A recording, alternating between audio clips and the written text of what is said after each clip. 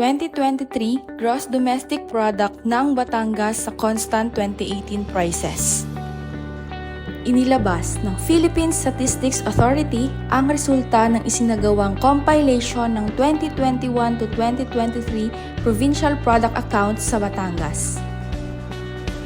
Ayon sa resulta, ang ekonomiya ng Batangas ay lumago ng 4.9% noong 2023 mula sa 7.6% na paglago noong nakaraang taon.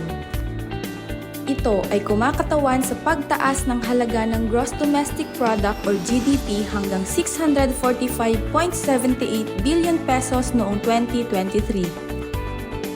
Sa mga major industries, lahat ay nakapagtala ng positibong paglago noong 2023. Ang Agriculture, Forestry and Fishing o AFF ay nakapagtala ng 6.5% na paglago. Ang industry ay lumago ng 2.9%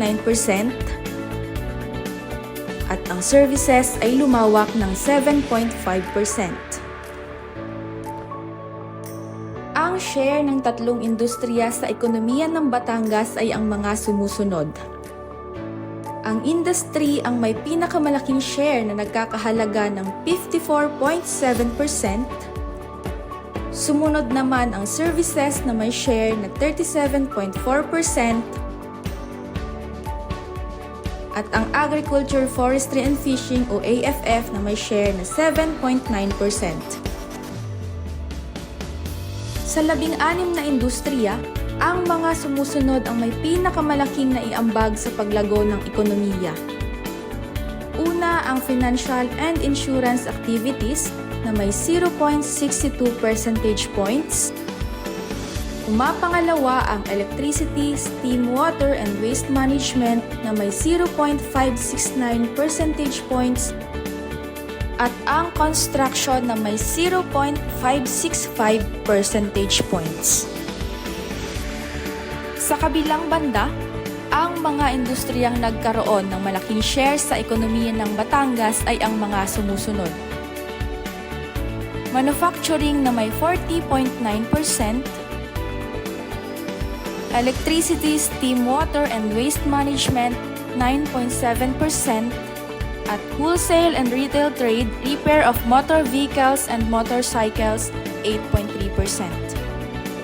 Ang per capita GDP ng Batangas ay tinatayang nasa 197,984 pesos noong 2023, mas mataas ng 2.4% kumpara sa halaga na naitala noong 2022.